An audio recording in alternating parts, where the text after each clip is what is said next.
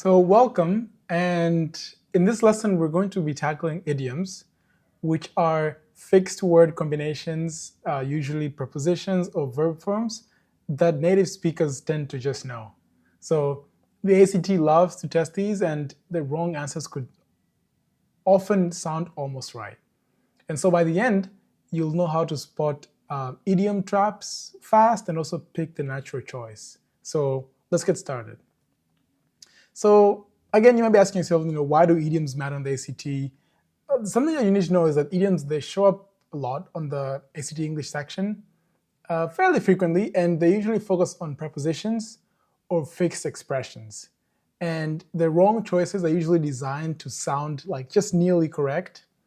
And so if you learn the common idioms, you can grab quick and reliable points on the test. So, what is an idiom? An idiom is essentially just a standard combination of words that sounds right to like fluent speakers. And they're usually a verb plus a preposition or a particular adjective plus a preposition pairing, right? Here, it's hard to use logic because logic won't always tell you which preposition fits.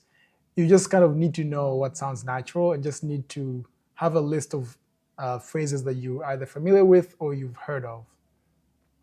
So why do we already went through why idioms matter, but here what's important is that the ACT usually focuses on preposition-based idioms, and the idiom questions, they usually put the idiom in context and give several preposition choices.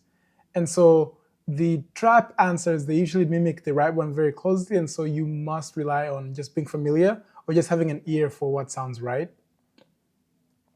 So let's look at some of the common idioms that you might hear about, like the high frequency, idioms that are normally used. You have examples like capable of, interested in, responsible for, different from, composed of, depend on, apologize for, consist of, insist on, prevent from, succeed in, provide with, familiar with, agree with, comply with, aware of. Right? So these are just how many examples of these? This is like 10 plus examples, and there's much more. So what to be careful here is to be careful of these trap pairs, right? And these are things that look almost right, but they're actually wrong. So for example, you can think of like different than, right? Typically the correct way of using that is different from. Angry at the situation, angry about the situation. In need of money, a need for money. So just being familiar with this. A lot of these sound right, and they might actually be used fairly frequently in conversation, but it's important to know what the ACT prefers and what are the common idioms that are tested. So not all idioms are prepositions though, right? So some of them require what are called an infinitive, which is to plus a verb, right?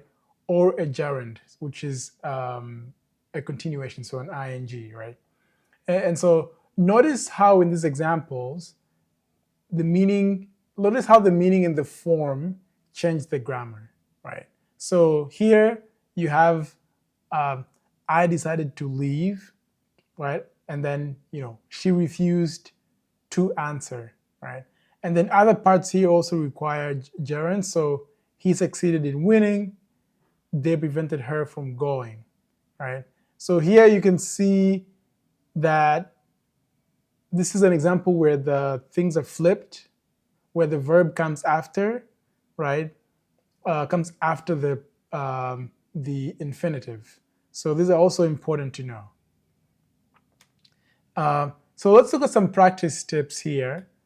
So when you are provided with an idiom, right, the important thing is to, first of all, eliminate the ones that sound awkward, right?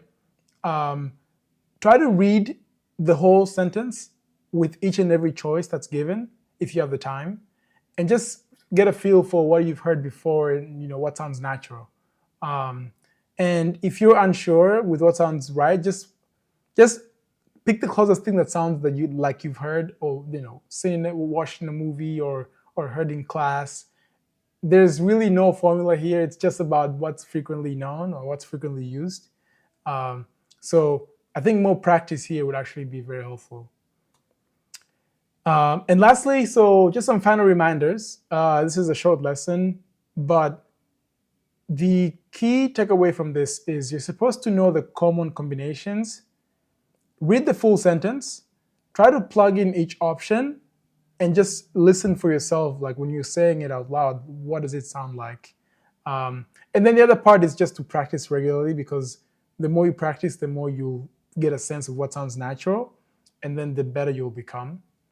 And so, yeah, that's it for today. Again, my recommendation is to practice as much as you can on the app, and good luck with the prep.